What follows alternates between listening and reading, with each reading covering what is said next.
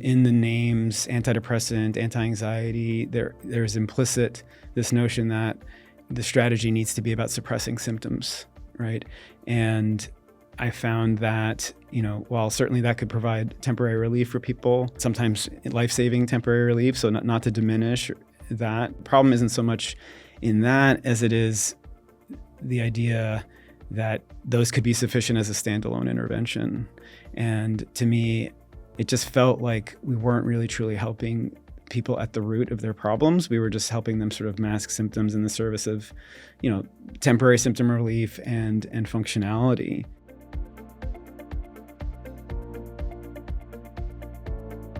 Paleos. Is that how you pronounce it? Yes. Paleos or Paleos? Paleos, yes. Welcome to the show, to the New Health Club show. Very excited to have you here. So you're the Chief Medical Officer right now of InnerMost. That's correct. Let's say the latest ketamine clinic, if you want to describe it like that. I wouldn't, but how would you describe it? So we are certainly offering ketamine treatment services, also Spravato treatment as part of our clinical service offerings. So we are a clinic in that sense, but the reason we created the organization was a bit of a broader scope than that. We are really conscious of the fact that psychedelic-assisted therapies are on the cusp of becoming legalized treatments through a variety of ways in our culture, particularly as mental health interventions, and the existing infrastructure around mental health, for a variety of reasons, which we can get into if you want, is not really well situated to incorporate them, to integrate them into the way mental health care is conceptualized and practiced in the here and now. And so we have recognized a need for there to be institutions, places of learning that are also operating as clinics, but as importantly as experiential training, places of learning for therapists that are learning how to incorporate this into their practice, whether that's because they are new therapists, fresh out of their graduate training, or they may be experienced therapists who've been doing conventional psychotherapy for years, but have never worked with a non-ordinary state type of therapy. We want this to be a place where therapists who are learning how to do this work can come and learn how to do it well under mentorship, peer consultation, and at the same time build a community of support for therapists like that, and also for the clients that we serve. What's needed, I believe, for this type of work to be translating from the clinical research trials into the real world sort of mental health care landscape in a way that preserves the integrity and the spirit of the work and enables it to be safe and efficacious, that is really going to come down to the level of the practitioner and the clinic, the system within which the practice is actually happening. We're not going to be able to rely on the FDA or the pharmaceutical companies to be on the ground delivering these treatments. And the way that these interventions are deployed, the way that these really powerful medicines are deployed, has a tremendous amount to do with the experiences that people have and the outcomes that we can get. And these are powerful tools, and like any powerful tool, they can cause great benefit or cause great harm, right? And so we see our role as one of real stewardship and thought leadership. Certainly not the only one. We need to be one of a network of like-minded clinics that are gradually starting to crop up around the country, getting ready for these treatments to enter the mainstream. So we really want to be like sort of an institution of higher learning around psychedelic-assisted therapy that involves the delivery of clinical services, but is really committed to learning how to do it well, solving this really vexing riddle of how do we integrate these treatments, which are really need to be human-centered, in my opinion, to work well and for the integrity to be preserved. How do we incorporate and integrate these interventions into an existing healthcare infrastructure that is in many ways sort of adversarial to that idea, and in many ways a healthcare system that kind of dehumanizes people and reduces them to, a disease label or a malfunctioning brain or organ system. I am a Western trained medical doctor, and I'm well versed in that in that paradigm and that way of seeing things, and it certainly has tremendous value in certain ways, but it also has a tremendous limitation, particularly when we're talking about psychospiritual problems and healing from psychospiritual wounding, which in my view is really sort of crosses the entire gamut, or is at the root of the entire gamut of what we sort of categorize in the DSM in various labels. It's easy for a person's humanity to get lost amongst the labels and the categories and the way that we are quantized into this system that is really, I would say, data-driven, but not very wisdom-based or wisdom-driven. But I mean, so you're saying I read you were trained as a doctor, but what made you go into psychedelics? Yeah. Well, I started out in medical school not knowing I was going to be a psychiatrist. I just knew that, naively, as the vast majority of my colleagues entering medical school did, I had this idea that I wanted to help people. I knew I had certain aptitudes, intellectual gifts that could be put towards lots of different things. And to me, it felt like the truest and most meaningful application of my gifts would be in the service of helping others. Some of that has to do with my own personal history. I had a very close friend, my best friend, when I was 16 years old, committed suicide. And that left a really indelible impact on me and on my life. And I think, again, I didn't go into medical school thinking I was going to be a psychiatrist, but I think that was kind of always lingering somewhere in the background, and it certainly was part and parcel of my motivation to want to help people, because I saw what happened with him and the help that he didn't receive and the catastrophic outcome of that. So that was, that altruistic notion is what led me into medical school. But, throughout medical school, there's a tremendous amount of information that needs to be absorbed, obviously. And, I did really well in all the academic parts of that.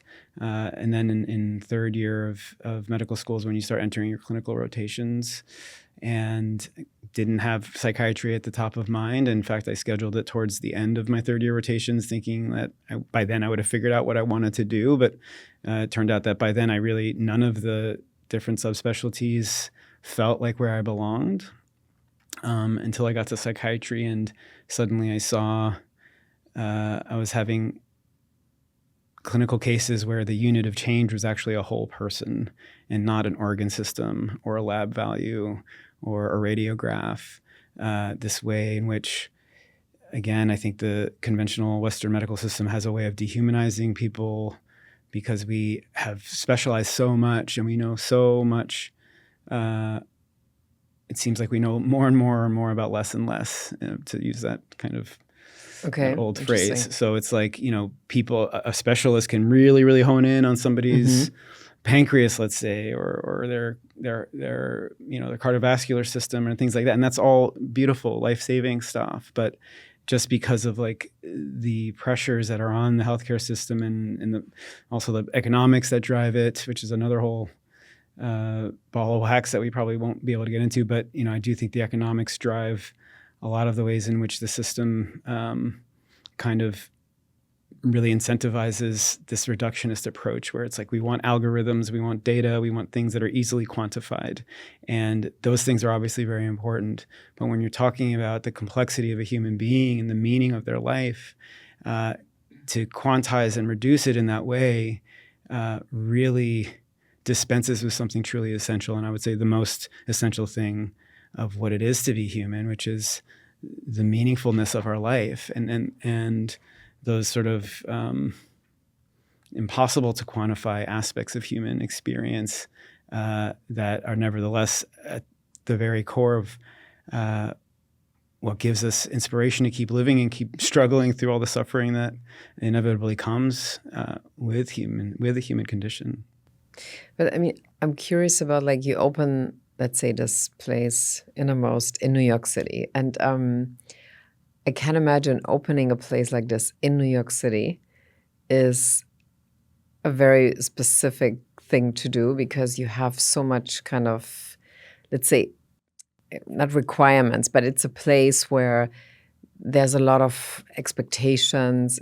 People are really used to, I guess, like, very special treatments. Mm-hmm. And you kind of, to some extent, you also need to cater to, let's say, like, oh my God, it's the new place where everybody needs to go to. Mm-hmm, mm-hmm, mm-hmm. I mean, you might not like it, but it is something that is so imminent in bigger cities in general. In London, it would be the same thing, and right. In LA probably too. Right. So how do you work around this? Or have you kind of thought about this kind of, let's say, very New York-ish requirement? Kind of.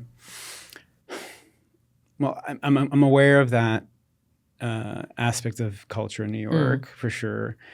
I can't say that I've learned quite how to navigate it, particularly because, we have established InnerMost as a public benefit corporation and not just a regular for-profit, which means, we're not a nonprofit, so we are, trying to generate revenue and be profitable enough to stay open and keep the lights on and pay the people that work with us, a good living wage. So we're not a nonprofit, but we are a public benefit corporation, which puts alongside at the very charter of the company equal priority with sort of the fiduciary responsibility we would have if we were just a regular C corporation, let's say, is this public benefit mission, which includes accessibility to care, which means, if we are at sort of a crossroads where we have to choose between, well, what is going to preserve accessibility or other aspects of our public benefit mission, can we do that at the expense of lesser profits? And in a regular corporate situation, you wouldn't be able to do that. But as a public benefit corp, we are sort of legally sort of defended against shareholder complaints if we were to ever get to that place where we have shareholders in that sense. And I'm not saying that that's where we're headed necessarily, but the rationale behind the public benefit mission was because we are trying to do something more than just build a clinic. We are trying to serve a need, a public need in the space of psychedelic-assisted therapy, because if psychedelic-assisted therapies, I think, have the potential, if they're used well and used properly, to bring a lot of benefit to our culture, to our civilization, but it's not a foregone conclusion that they are going to be done well. And it's certainly almost a foregone conclusion that they won't if there isn't a lot of thoughtfulness and planning and the right type of people sort of banding together and thinking through how to do this and how to integrate these very special and sort of paradigm shifting treatments into a system that's structured around an old and sort of obsolescing paradigm. But, the reason, implicit in your question is why New York then? And I think that gets to the answer that I had to your question that I didn't quite get around to answering, which is why psychedelics. I mean, I answered why psychiatry, but the reason I ended up basing my entire career on psychedelics was, in some ways it was a serendipitous happening. I was still in my residency training at NYU in my third year of that training, and was already starting to become a little bit disillusioned with what I thought psychiatry could be. As I mentioned before, in medical school, I was like, wow, okay, so I can actually treat whole people and help whole people and not just, spend all my time focusing on some tiny subsystem within the person and lose the forest for the trees in that way. So, I could actually be treating whole people. But at least with conventional psychiatry, the emphasis is quite a bit on conventional psychopharmacology and using drugs like SSRIs, SNRIs, anti-anxiety meds, in the names antidepressant, anti-anxiety, there's implicit this notion that the strategy needs to be about suppressing symptoms, right? And I found that, while certainly that could provide temporary relief for people, and sometimes life-saving temporary relief, so not to diminish that, the real value in that, there certainly is. And I certainly don't look askance at anyone who feels that they're benefiting from those types of conventional psychiatric medications. The problem isn't so much in that as it is the idea that those could be sufficient as a standalone intervention. And to me, I wasn't able to articulate it as well 15 years ago as I can now, but it just felt like we weren't really truly helping people at the root of their problems. We were just helping them sort of mask symptoms in the service of, temporary symptom relief and functionality, which again, not goals that one should denigrate, but time and time again, I would have patients coming into my practice as a trainee and later on in private practice, where the story was, they were on this or that antidepressant and they were switched to a different class and maybe it was augmented with another different type of medication, and then that one causes side effects, so they're taking a medication to manage a side effect. And routinely people coming in on a cocktail of 5 or 6 different conventional psychiatric meds. And who also might interact against each other, exactly. I guess, right? Yeah, create complications and side effects and all these things. And at the same time, doc, I'm on all these meds and then it's, it helped for a little while, but it's not working anymore. So what do I do? And the conventional response is, well, let's up the dose or let's add yet another medicine. And, it got to the point where it just felt like, maybe the problem isn't the patient. In psychiatry, we do this thing where we call the patient treatment resistant, right? Which sort of this treatment resistant depression. Exactly, like treatment resistant depression. But like there's something implicit in that, which is like the blame is being shifted onto the patient. The patient's the one that's treatment resistant, but it's seldom that we stop to think that, well, maybe it's not that the patient is being treatment resistant. Maybe the treatments themselves are not adequate because of some fundamental flaw in the way we're using them. And I have come to a very strong conviction around the fact that is the case, that the paradigm that we're using, this reductionist paradigm that wants to reduce even the complexity of a human being and the human experience to a body part, in this case, the brain, and the neurochemicals and neural circuitry that is involved in that, which, of course is immensely complex, and we're only really just scratching the surface of the mechanics of that. But the idea that a person's existential sort of relationship to themselves and to the world can be reduced to neurochemicals, I think is inherently fallacious. And the idea that symptoms are just byproducts of a malfunctioning brain or neurochemical system that need to be corrected, so to speak, or stamped out is also fallacious, for the reason that I do not believe that symptoms are just nuisance problems to be eradicated. I think they are actually signals, intelligent signals that are not rational or intelligent in the way that we think about, a human being in conversation being intelligent, which is a type of, very rational, linguistic, logical type of intelligence. That is a form of intelligence. But to me, that is a very small subset of a much deeper intelligence that pervades all of nature. This intelligence that, we've learned a lot in recent years through complexity theory and systems theory, the way that order sort of spontaneously emerges out of chaos, particularly in living systems, but you even see it, at the level of celestial events and the solar system. But the fact that there is this organizing principle to the universe and to living systems is a deeply, deeply mysterious phenomenon that nobody really fully understands. We can say a lot about, we can do a lot of mathematical modeling around it and sort of scrutinize it and gain insight into the mechanics of it. But as to why it happens, nobody has any idea. Right? But do you feel like, and I always wonder this, like in a city like New York, for example, or like we could say in any big city, but this is a very specific big city. Yeah. Do you feel there's also a specific, I'm not going to say kind of problem that people have or like kind of mental health thing that they're battling, and that brings them eventually then to psychedelics? Or would you say it's more like there's not really a big differentiation between somebody living in, I don't know, Baltimore or like whatever, just coming up with a smaller place? Or does a place like this, where we are here right now, has a certain specific set of problems that you see? Yeah, I mean, I would say in New York City, I think this is true of urban centers more generally, but particularly in New York City, it's a very densely populated place. There's also a lot of disparity of wealth. And it's, I think it is, we don't really, maybe decades ago this were true, but we don't really have cohesive neighborhoods as much. There may be some little bastions of them still residing, but like everybody kind of lives in these silos. We have these massive residential apartment complexes, and it's rare that people know the person living upstairs from them or down the hall.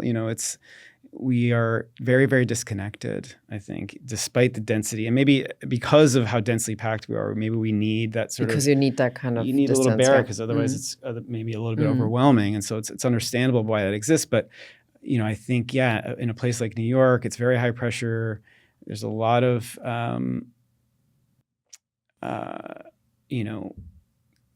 competitiveness, I think, too, a lot of, and it's just that cost of living is so high that it can be really, really stressful for people just to even, make it happen, make a living here. And so there are, I think, a lot of stressors connected to that. But I think ultimately what's contributing to mental health, the real pervasiveness of mental health problems in New York City is not dissimilar from what's going on in most Western cultures, it's particularly urbanized ones, which is really a crisis of disconnectedness, which is, I think at the root of the mental health epidemic that we are currently living through. We've become increasingly sort of isolated from one another on a real human level. We increasingly are engaging with one another through a screen of technology that is distancing. We live through our avatars. We live through our, Instagram or, Facebook or Twitter accounts, or now AI is person. Right, exactly. Like maybe we're not even dealing with a real person anymore, right? You wouldn't know. You wouldn't know. Yeah, sometimes, Right, and so there's, that, and I think as human beings, life, flesh and blood organisms, like we really do need that real type of connectedness that isn't mediated through a veil of abstraction and language. To me, this is the difference between the map and the territory, which I think is really central to the ways in which psychedelics can be really helpful, because, past a certain age, as we're developing our cognitive capacities and our abstract understanding of the world, we are increasingly living in the map that we have of the territory of the world, like our interpretations, which often happen very automatically with a lot of implicit biases baked in. As we're not really seeing the world as it is. We're seeing the world as we are, to quote Anais Nin. Anais Nin. Yeah. Wow, that's interesting that you bring her up. Yeah, she's a fascinating character. She actually did a lot of LSD therapy. She did? I think it was with Stanley Krippner back, way back when LSD was legal in the 50s. But in any case, and I might be totally misquoting that, but I believe I believe that's true. You're right, yeah. I think that's true.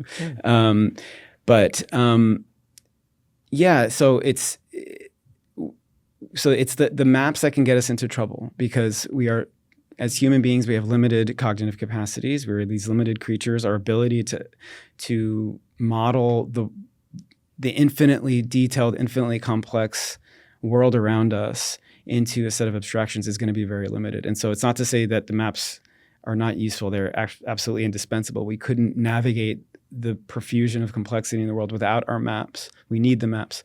That's not the problem. The problem is that we reify our maps. We say, okay, this is my map of the world, and it is actually equivalent with the world. It's equivalent with the territory.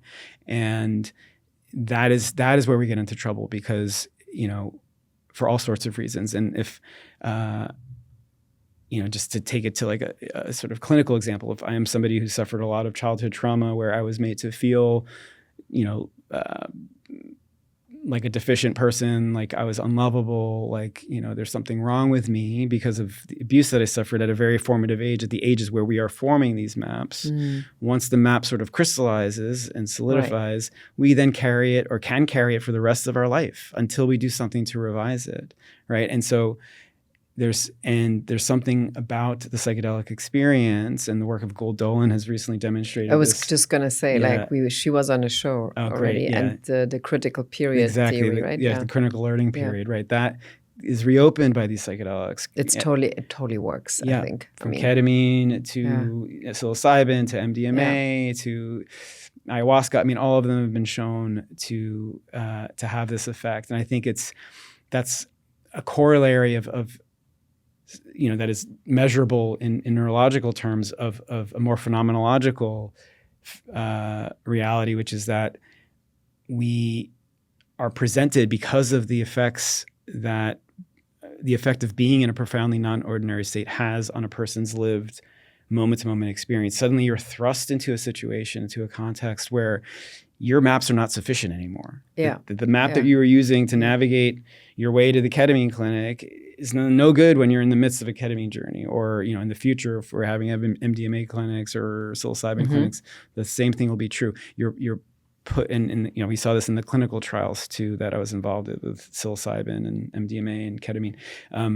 People would just have this sort of really profound sort of paradigm shattering experience because suddenly they're in something that they know to be real, at least in the subjective sense of their real lived experience, and their maps are totally inadequate. And so that opens up the possibility, well, if my map is not adequate for this experience, maybe the maps I was using to navigate my life before this could be subject to revision and might need to be questioned. And there's this beautiful confluence of, the neuroplasticity enhancement effect and the critical learning period. That is all, I think, part and parcel of this idea that that psychedelics sort of fundamentally can be viewed as, at least in one sense, as tools for map revision, for these. No, I like that idea. And another thing I observed in the last years is that, it seems to be that in a place again like New York, every second person talks about nasal spray that they use now for parties instead of a glass of wine or something. So like in the real life scenario, it seems to be a very, I'm not gonna say normal, but it's like everybody knows about it. You mean like a ketamine nasal spray? Yeah, like this mainly ketamine nasal spray. So, but then when I watched, the follow-up to Sex and the City, and just like that, and I was like, why is none of the characters has gone to do psychedelics? It's kind of unrealistic almost. They also don't go to the gym, but it's just something I thought like, wow. So in this city here, this is so normal right now. So meaning it could mean that in a classic entertainment context, it's still kind of, are we not gonna, talk about this kind of? So what is your perception? When people come into the clinic, you guys just opened, but you have a bigger understanding already before, how accustomed are they to, let's say, ketamine or say, well, I heard about this or I've done it, but I'm not sure. Do they have kind of let's call it a little bit of an recreational kind of education, or do they start really from scratch? Yeah, it's a good question. I would say the majority of people that we see, they may have experimented at some point along the line with some of the more traditional psychedelics. I often see people reporting that, they had tried MDMA or LSD or psilocybin, often in recreational contexts. I think ketamine is new enough that it's not quite as pervasive as those things. We certainly I've had patients who have also endorsed a history of using recreational ketamine. But I wouldn't say that's the majority of people. I do also think that, there's a lot of information out there nowadays about ketamine. So, oftentimes people will come in fairly well educated from their own research around it and know a bit about it, which is good. It's helpful for them to be informed about the decision that they're making to do or to not do the treatment. But yeah, I mean, it's interesting. Like, again, these are tools. Stangroff once described psychedelics as non-specific amplifiers of consciousness. And so to me, that means, it really is all about the situation in which the drug is being used that makes all the difference in terms of what the outcome is going to be. And so, and that has to do with the intention that the person with which the person is using it, the other people in the room, the environment, environmental characteristics, everything from, to like how comfortable the place that they're sitting is, the decor, the music that's playing, all of these things really impinge very directly on the quality of the experience and what's going to happen. And so, somebody can be doing a ketamine nasal spray at a party, and it could enhance what they're doing, but the intention there is just to like maybe loosen up or socialize or have some type of like, experiential enhancer for the interactions that they're having. Yeah. But that's very different than sitting in a room, even if we're using it the same dose. It's very different than sitting in a room, with the intention that you're going to sort of engage with your internal state with the goal of trying to get to a place of healing. So I think, to my mind, I would say, this is maybe a little bit of a controversial statement, but I don't think drug problems exist. I think people use drugs as solutions to problems for which they don't have a better alternative. So if somebody gets into a problem with drugs, I would say, certainly drug problems exist to the extent that people can abuse drugs, saying, but it's not. The drug itself certainly can have reinforcing effects and take on a life of its own, and certainly drive addictive behaviors and self-destructive behaviors. But it is very, very rare for someone to develop a serious addiction problem with any drug or with alcohol without some type of really significant trauma history. And so,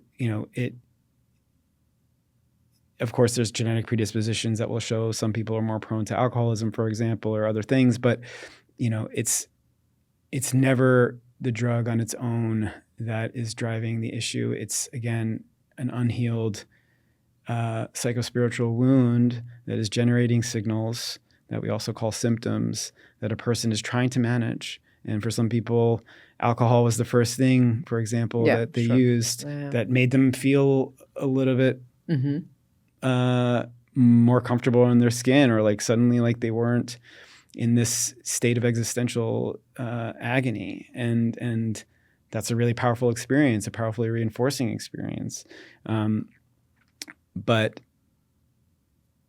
in that moment, it's not even an irrational choice. Like if that's the only tool a person has at their disposal, and they're with that level of suffering, it's hard to fault somebody for making that choice in that moment. But when it becomes an end in itself, is when it becomes really problematic. And obviously, with drugs of abuse or alcohol that have all these other, health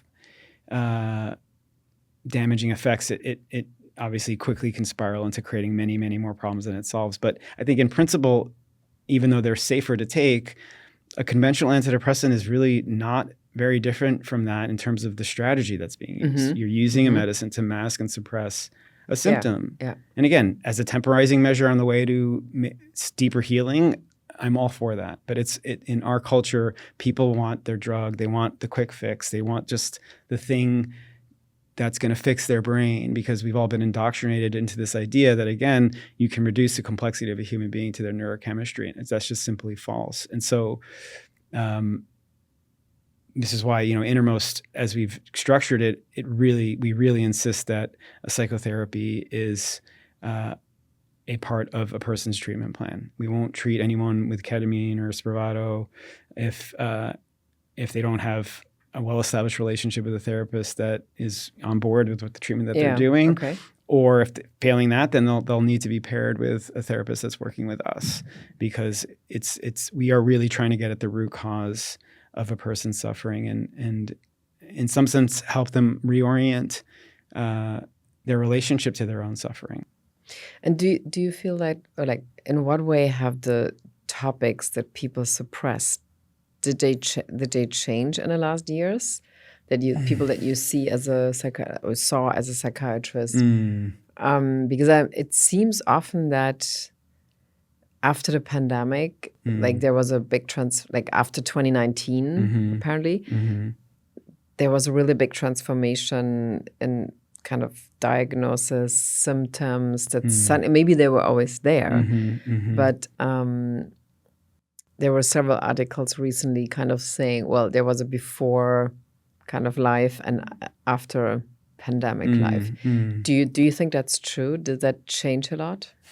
I mean, I wouldn't say that necessarily, at least in my experience, I haven't observed like a huge categorical shift in the type of things that people are suppressing. But certainly I think the pandemic was a tremendous sort of collective trauma that we all went through and really deepened in some ways our sense of disconnection. Also really, I think, had the unintended consequence of making people more and more reliant on technology as a means of connecting with one another. I think we had to, during the quarantine, really rely on technology, and thank goodness for that. Honestly, it's better than no contact at all, but it feels like it was a habit that hasn't been shaken. I do think there is, I don't have statistics to back this up, but I imagine that there is probably a before and after in terms of reliance on social media before and after the pandemic as a primary means of communicating with one another. I don't know. Maybe that was probably a trend that was already underway, certainly before the pandemic happened. But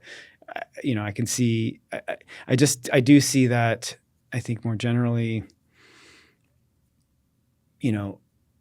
it definitely seemed to deepen also the political divide that was already in existence, but at that time. But it seems to really have deepened it too, particularly in the ways people were responding to, the CDC recommendations and all of that. Like I think there was a lot of deepening of mistrust of authority coupled with this very bizarre,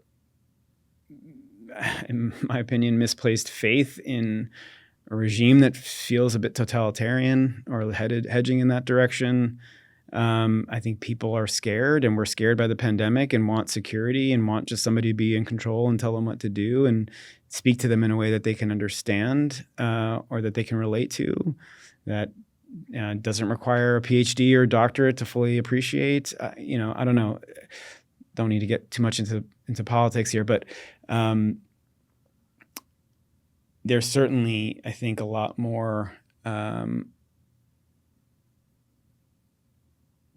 like fundamental experiences of disconnection, I think, that have been that I've seen since the pandemic. Like people just feel much, much more polarized even than they were before.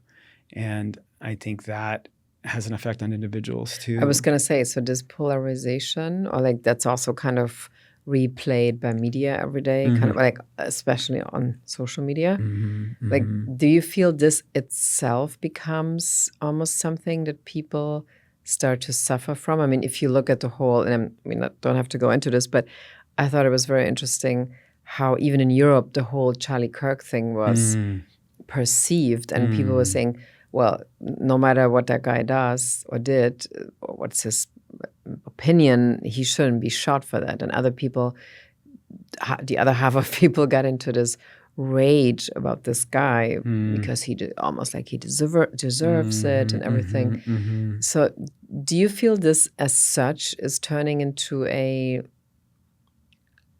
not going to say symptom, but it's something that's very strong right now that people either way like suffer from almost because they feel alienated from other human beings? Yeah, I would say yes. I would say the polarization creates this sort of cultural milieu where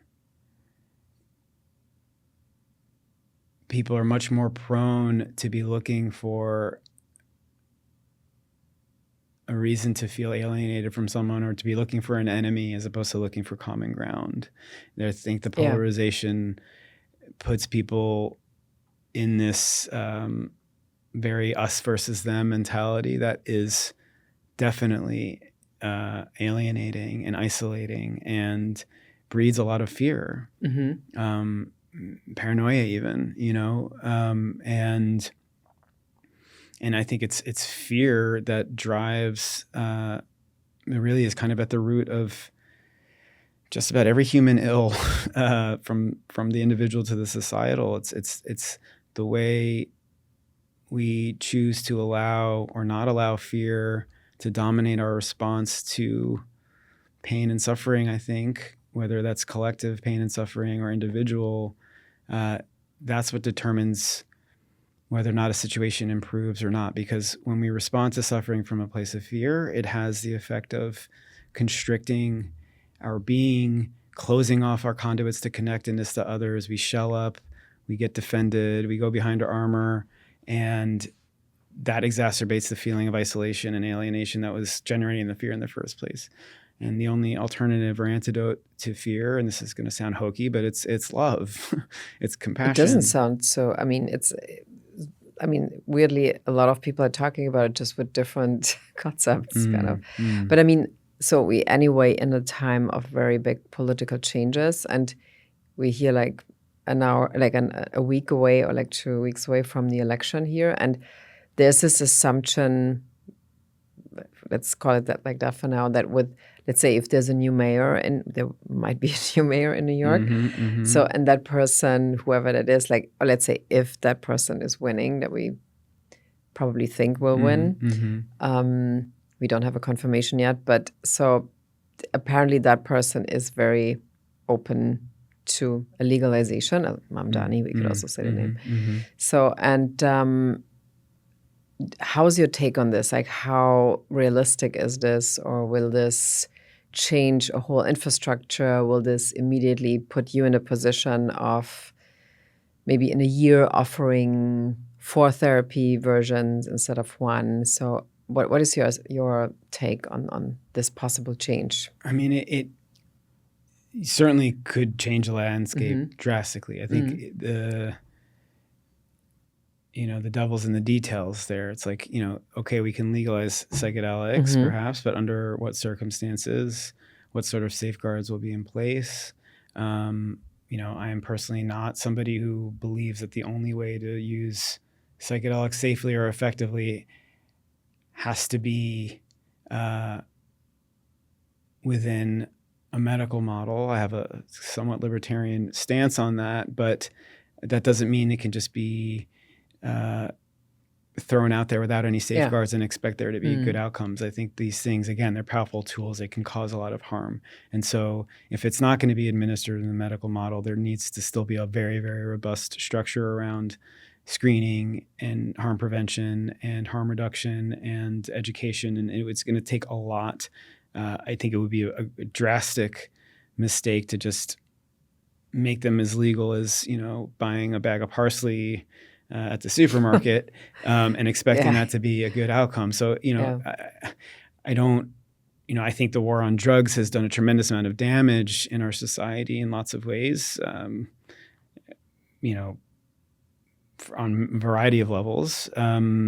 But there is some sense in which, there needs to be some sane conservatism around it in terms of keeping people safe. I do think it's the right of a person to explore their own consciousness, whether that's through prayer or meditation or other practices, or through, mind-altering substances, if it's done safely and if it's done in a way that isn't causing a lot of harm. But these are, again, powerful tools that can be harmful if they're misused. So it really will depend on the nature of the law. If legalization is the way in which these things become available, having said all of those caveats, I mean, I think it could be a profound benefit if we are allowed to use them medicinally, and the Schedule I prohibition stops becoming an obstacle to use it in New York, then it really does change the sort of complement of options that we can offer somebody who's coming to us for help with their suffering. And then that's really just going to be kind of the starting gate, because at that point, we still will have no idea how to really safely integrate these things into the existing infrastructure of mental health care. How do we assess people if we have, 3, 4, 5 different options now of a psychedelic type of treatment at a given clinic? What assessments are we doing? How are we deciding which person is appropriate for which treatment? Or is there maybe a series of different treatments that could happen over time? Or is there combination treatments? Like, there's just so many unanswered questions that we haven't been able to ask because of the prohibition on these substances. So I think to that extent, like, it could really be a huge benefit. But again, I would caution just a lot of thoughtful planning around that to preserve the public health, not in a gatekeeping way, but really just in the interest of, for the same reason why we make people take driver's tests and yeah, get but a it's license. a good. I mean, there could be a thing like you need to have a driving license for this or something. Right. And it's not the first time I heard this. Yeah. It's kind of an idea that is not so far off, kind of. But do you think that, let's say 5 years ahead, probably there will be some sort of legalization or decriminalization, at least? I mean, it's whatever the government will be. So do you feel it becomes, for a city like New York or like a bigger city, it's almost necessary to have these places for human beings, because this other direction of kind of loneliness epidemic and all of these things are just gonna be unstoppable at one point? Because I feel like even in Berlin, there are like also 2 or 3 ketamine clinics now, and there's also one organization that works around possible psilocybin compassionate use treatments. And I feel like just the thought that this exists kind of like is kind of something that's already kind of comforting in a way, that you wouldn't need to go to straight to psychiatry as the next step, which is mainly, I mean, can just speak to Berlin. It's a horrible building. It's just like, if you would never, like, if you don't have to go there, you would not even visit people there. It's just a place that is so hardcore where you think like, okay, if a person is going to end up there, it's just going to be worse automatically. Now this could switch to a scenario where, okay, so if you're really facing a problem living in a city where you don't have the village around you, so there must be at least, like, I mean, let's say New York, like 5,000, just making this up, number of places where you can go to. So isn't that like a positive scenario for you? Something like that? I think that, yes, it could be, so long as, people are using the treatments that they're getting at those clinics as a way to reorient themselves to their experiences of suffering and learning how to respond to suffering from a place of compassion and acceptance and love, which I think then opens up the possibility of developing deeper connections with, their own inner truth, deeper self, whatever you want to call that, their important interpersonal relationships, their communities, and to some higher purpose, however one needs to or wants to think about that. But if as human beings, if we are cut off from those three levels of connectedness, it's very, very difficult to live a life that feels worth living. Yeah. And I think, again, it's because of the ways we've been disconnected and on those levels in Western society that there is this epidemic of mental health. It's a crisis of connectedness, of meaningfulness, meaning crisis. I'm not the first person to name that, but to me, meaning boils down to connectedness.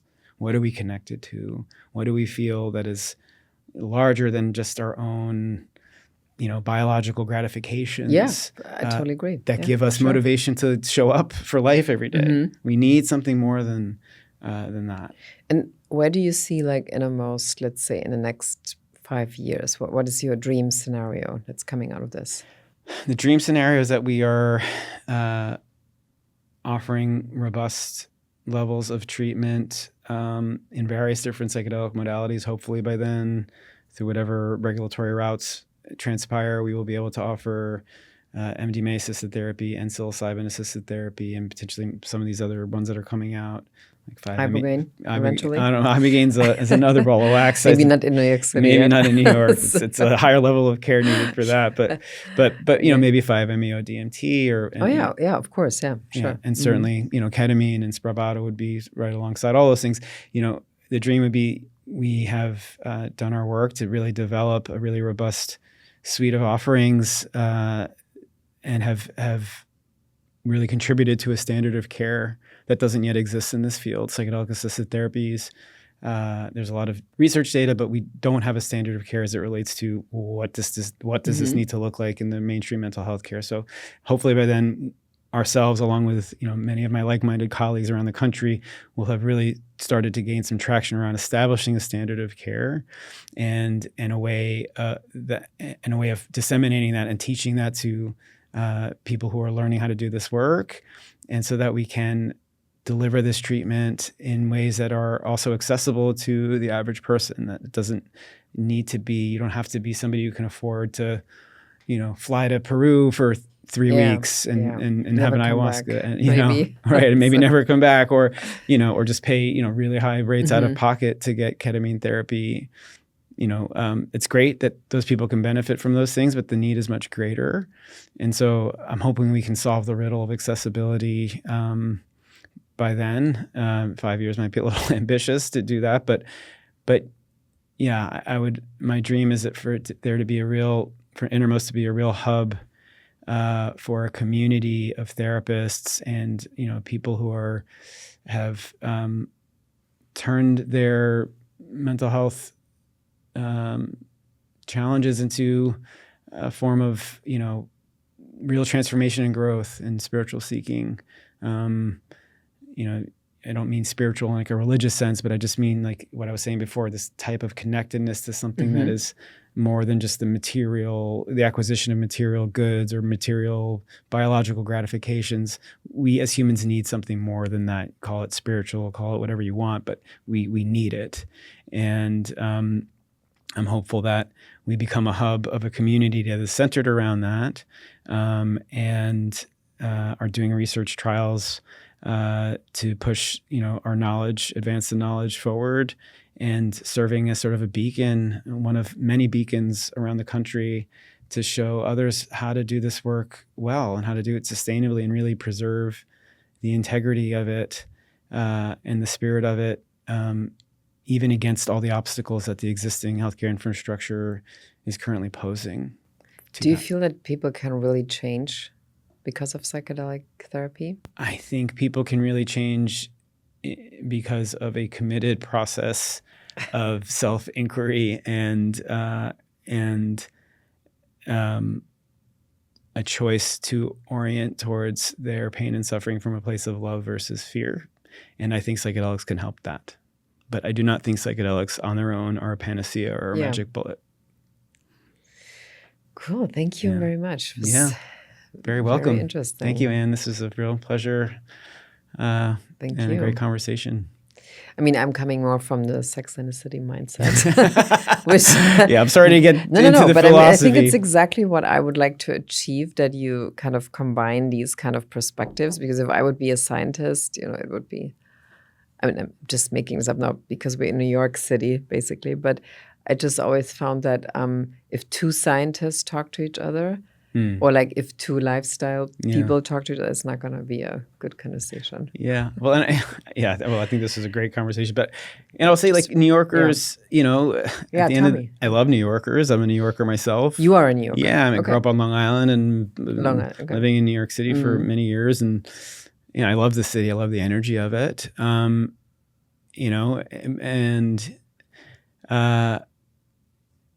So it's a very unique flavor of humanity, but at the end of the day, we're all humans too, right? The basic needs that we all have for connectedness on those levels is universal, and New York is a bit of an intense pressure cooker, so it might bring a lot of those things more to the fore, and because of what we were saying before about the ways in which New York City life kind of promotes more disconnection than you might find in a village somewhere. Yeah, but it provides more connection than Los Angeles, for example. I lived there for 7 years, and it's kind of like here it's like you have at least 2 random conversations if you just grab a coffee somewhere. That's a good point too. I actually have seen, the New York, as big as it is and as disconnected as it can feel, like it also is a very small world. And you will find, if you are able to get to a place where you're not just struggling to make ends meet in this city, it's an incredible city. Yeah. It's not true for a lot of people, but for those that are fortunate enough to be in that situation, there really is not another city like it. I have a lot of fondness for New York and would love to help New Yorkers. Let's help New Yorkers. Yeah. That's a good thing. Yeah, let's do it. Let's do that. Thank you for listening to this episode, and thank you for listening to the show. If you want to know more about how we fast-track psychedelic destigmatization, please head over to the New Health Club podcast on Apple or Spotify. There are many episodes talking about several substances, several treatments, several ways how psychedelics can be used these days. You also find us on Instagram under the New Health Club. But if you want to know more about our nonprofit foundation, the New Health Institute, please head over to www.thenewhealthinstitute.org. Of course, we are here on Instagram too, under the New Health Institute. Very important to me is also that you subscribe to our newsletter on Substack. Please look for the newhealthclub.substack.com. This is very important to me because we really start to build right now a media platform on Substack around psychedelics and new health topics. And of course, we would love your support on this and love if you subscribe. Love if you tell other people, your friends, your family, your community, so we can really kick off this endeavor and actually have another place, another platform next to the podcast where we can get you information and education around psychedelics.